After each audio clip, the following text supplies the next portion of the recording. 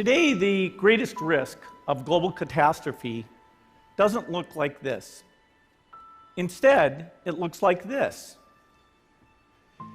If anything kills over 10 million people in the next few decades, it's most likely to be a highly infectious virus rather than a war.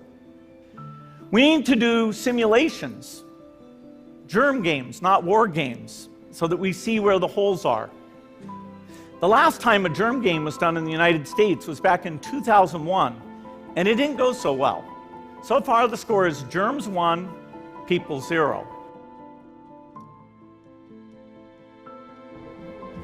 You didn't get in on that one. Stay fair. That's foul. That's a double. All this talk of limiting autographs not going over well here. It's an overreaction. Not really a fan. A real-world problem casting a shadow where fans just want to escape.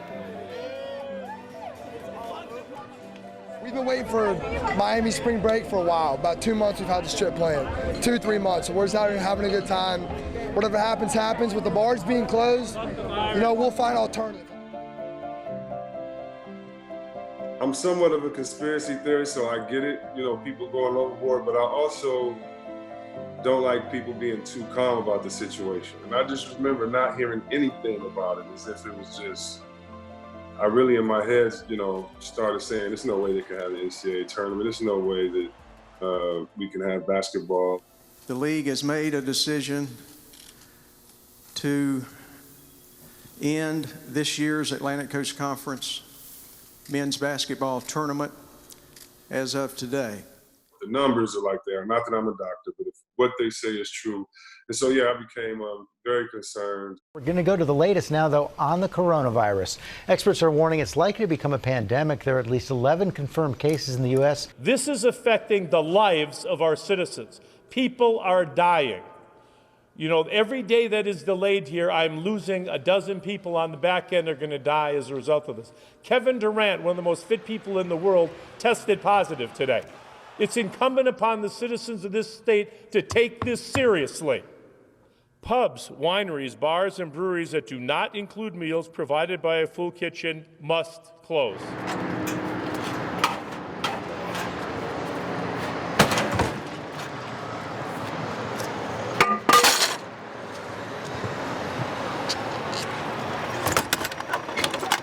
Main thing you want to do is hit them on the edge like I did, or you'll pop them right up. It's been 39 years I throw in a keg. And don't hit your head. Sundowner right here. This used to be the Sundowner Casino. Now it's a Belvedere condo. I used to dump 30 to 40 kegs of Bud Light, and Michelob everywhere. George Carradines, #1 draft stop in town. When did that stop? It went down. Sales went down. He sold it shortly after 9/11. I was in there when the planes hit. That's where I was at the main bar in Sundowner. So I always remember it, the 9/11. And I said to myself, that's not going to be good for the economy. And boy, was I right. So you have the March Madness. Then you have St. Patrick's Day, which I've always said is when my route starts really picking up due to March Madness and St. Patrick's, because you get all the Irishmen coming out of hibernation. So they start drinking again. They like their McBuds. It was once we heard that Rudy Gobert from the Utah Jazz, it had been announced that night that he had it and it maybe given it to other players. So both head coaches have gone back, and you see the teams heading back to the locker room. And fans, due to unforeseen circumstances, the game tonight has been postponed. You are all safe. And take your time in leaving the arena tonight and do so in an orderly fashion. Thank you for coming out tonight. I think that was the straw that broke the camel's back. I'm Scott Van Pelt here at ESPN. This astounding and unprecedented story continues to evolve. NBA is suspending the season. I say that understanding that as we speak, the game in Dallas is continuing. But starting tomorrow, NBA play is suspended, and then the league is going to use that hiatus to decide their next steps, how they'll go forward but this is the last night of NBA games for the foreseeable future. As a basketball fan, I'm depressed. As a human being and as an American citizen, I'm getting to the point where I'm scared as hell. The night of the 11th was also the night Gobert tested positive. They postponed the season starting the next day, and the Thursday and Friday, the 12th and 13th, I was in the office, and my entire days were spent trying to figure out what we do, because of all the postponements and cancellations of sports across the world. The 2020 Summer Olympics, now the latest major sports cancellation caused by the global COVID-19 pandemic. So let's take a look. Michael Phelps joins us live on SportsCenter. Now for those athletes whose opportunity to compete is gone, how do you process it with the empathy that you would understand? It's been crazy all day. All of a sudden they're like, yeah, we're going to postpone it for a year. I think the hardest thing is really understanding that the whole training cycle now gets completely changed. My journey starts from when I was a very, very young girl. My entire family basically plays, both my parents. They were actually my coaches when I was a little baby. It is huge in my family. And I think that's something that we definitely bond over. And we have debates about how we should be doing an outlet or how we should throw an overhead, so it's really cool and it's fun because we challenge each other, and it's just a massive part, I think, of our daily routine. I actually came to America between the years of 2005 and 2006 as a young kid with my family due to war that took place in Liberia around those times. I was meant to come home and I was meant to train and everything leading up to hopefully potentially making the final team for the Olympics. That was meant to be in July. That process was stopped. And that kind of just hit me because I was like, wow, like I gave up my semester to train and now I can't really train because now we're in lockdown. So I'm like, okay, now I've given up school, so I can't really go back to studies. It didn't actually get real for me until the next 4 races was canceled in a row. We kept training, but when the city of Miami-Dade shut down the tracks and the weight room, that's when things really hit. So now we have to take a step back and go into like a type of off-season hybrid mixed with a preseason. I'm lucky enough that obviously my entire family and then also one of my teammates is actually staying with me. So we have our home programs and all of that stuff. So it's actually been pretty fun to try come up with our home gym, and we have my mom's a teacher, so we have like her soft toys to like jump onto, and we've made like weights with tin food and paint cans and stuff like that. So I think that part for me has been really fun because it kind of suits my personality. We have to like be creative and think up of fun ways to do things.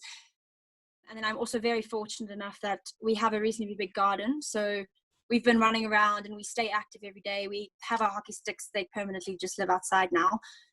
So we just hit around every day. We try new tricks, and yeah, so we're still keeping active in that sense. I think the sport on the TV has been a massive one. We've kind of run out of movies and series, and every time something's on, my parents are like, oh no, not this again, type of thing. So I think it's definitely been difficult. You can't just like have a packet of chips and watch a soccer game or watch a hockey game or something like that. So it has been difficult.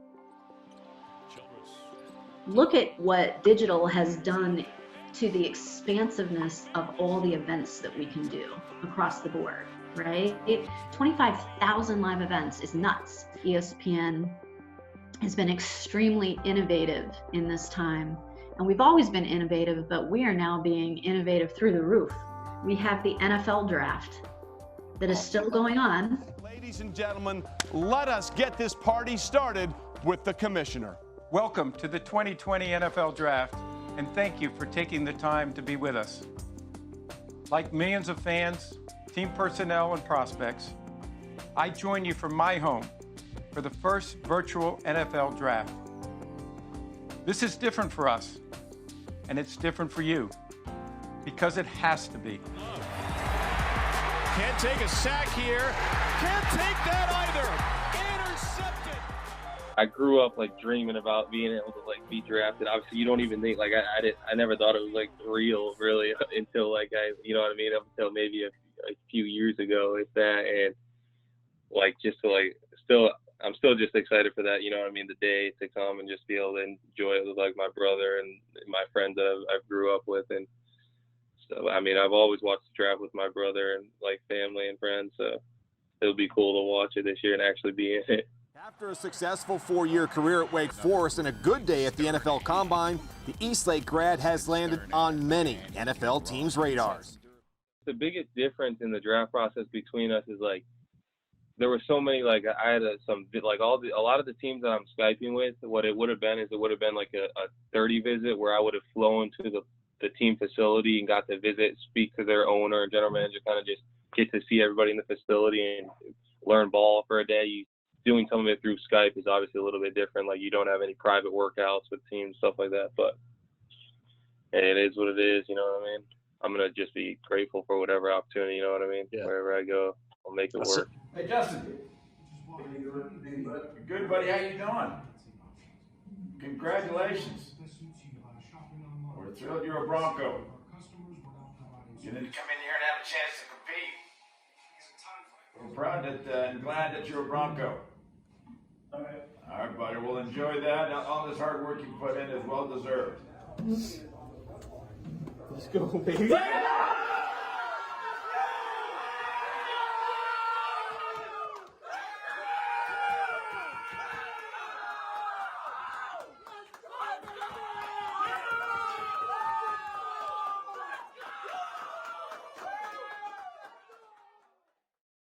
I want to be able to focus on some things in my body, like maybe be able to focus on specific training, you know what I mean, I can do at home and stuff, just little things that you might not do when you're so busy that now I'll have the time to do. I gave up my semester and stuff like that. So in the beginning, I was like, oh, what have I done?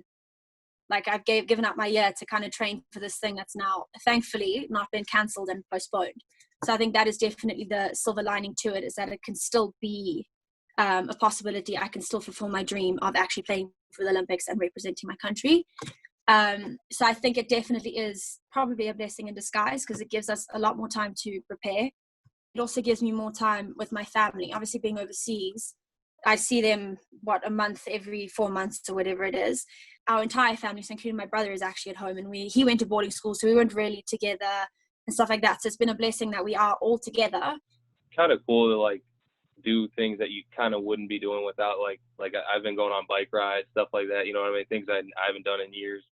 I built the whole gym in the garage, and I was doing it for like 3 months. I'm like, all right, this is getting a little like, I just want to play some football at some point. And then, so I started going to I have an LA Fitness membership, so I was going there and stuff like that. But now I just came back here just because I don't want to kind of risk getting it. We're a couple of weeks out from potentially reporting, so I'm hoping I don't like catch it, you know what I mean, in the next week or two. This year was supposed to be my end it be all. Giving it everything I had, go hard. However, extending it's kind of like I'm glad I didn't do it, because now I didn't expect to be in such a good shape. So now that I am, it's like, oh damn, like my body's back to feeling great. So next year I'm going to go and try to do much more than I did this year to see how much shape I can be in, because track and field is a game of momentum. Going to Olympics in 2021, when they do happen, I think that's going to positively affect anyone who is around me, be it immediate family, be it close friends, cousins, aunties, uncles, and also most definitely kids in Liberia, of course, because I am still in reach with a lot of the youth in Liberia. I think it'll definitely positively help them, because now it's like, oh, this kid's from Liberia, a country that had 2-3 civil wars. Just to think about how much you sacrifice and stuff to just have something taken away from you like that, I think it'll be heartbreaking. But a positive, or a silver lining, I should say, probably for me, is that I am still young. So I am only 21, so I do still have time to potentially make the next round. There's still the next one. You are still young. You still have time to kind of make that next one. I feel like we're all in that process right now in terms of having to deal with what we're dealing with and changing in mid-direction. And every day has been a fire drill for me, as well, in terms of how we're programming and doing content and all that kind of stuff.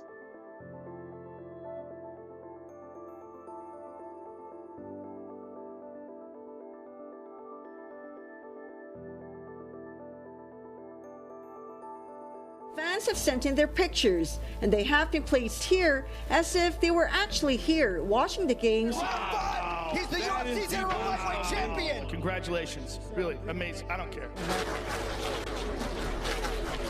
This morning, the race is on to bring back sports. NASCAR setting the pace, pulling off its post-COVID return Sunday in South Carolina. You know, I didn't think it was going to be that much different, and then we won the race, and it's dead silent out here, so we miss the fans. Hey, Tom, how many shots you want? This Chuck. Chuck, I've been focusing on football, bro. I'm trying to win a Super Bowl, man. Ready to dominate for the win. Run out. Oh. What a plot. Way to go, partner. Partner. We talk daily about when and if sports come back and how they come back. I worry, and this is just my personal opinion, that sports is going to be one of the later things to come back with fans. It is a gathering place that is huge, a huge number of people significantly close together. I could see people going back to work more quickly than sports come back or entertainment comes back. It's kind of an empty feeling, not knowing, because what I do now, I really don't like it at all, but it is a job, so it's keep positive there. The main thing is people talk negative, you know, because it is a negative thing, really, any way you look at it. So you got to try to stay positive, because I think that does help.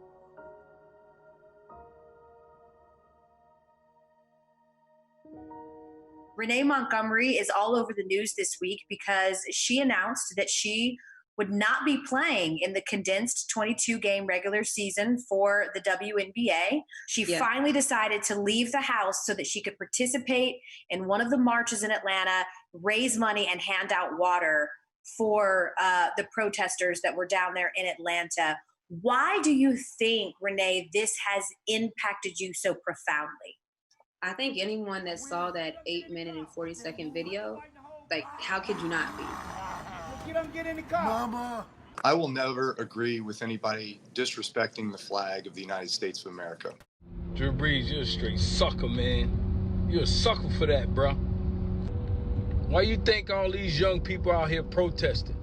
It has been a difficult time for our country, in particular, Black people in our country.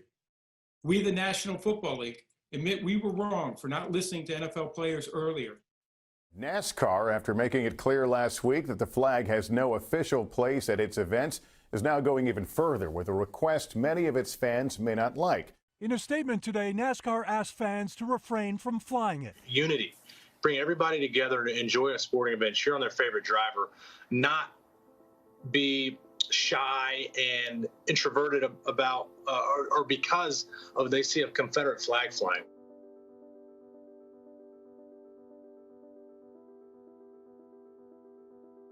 The players clearly want to play, or at least so they say. Jeff, why aren't they? Outlandish statement after outlandish statement. I would love to hear from an owner saying, I would love to have baseball this year. The school in South Carolina performed more than 300 tests last week. 28 student athletes and staff members have tested positive. One person I've talked to in the past week referred to it as bruised optimism. Look, we all understand that economics are important and money's important and all of that kind of thing, but it can't carry the day about this. If this is not the wise thing to do, if it can't be done safely, then we have to take that disappointment and just not have the season. Should there be an NFL season? I almost feel scared to say this, but the players reportedly agreed to report 2 home stadiums by July 1st for a 60-game season. You know, I love this timeline here. From May 26th until today, look at how many times it went back and forth, at least 8 proposals over the last 4 weeks. It was really our most compelling potential for theater and drama, and that's what the NBA hopes they're going to have here, is a product this summer that can be compelling and pulls people back into the league. I hate the fact of the tournament because, you know, this is from a playing perspective and it could be perceived hated in this, but, you know, I want the standards to stay the same. You know, I don't want, you know, you to be able to have a championship and it's been, you know, you got to play 4 games and you win a championship just to get to next season. No.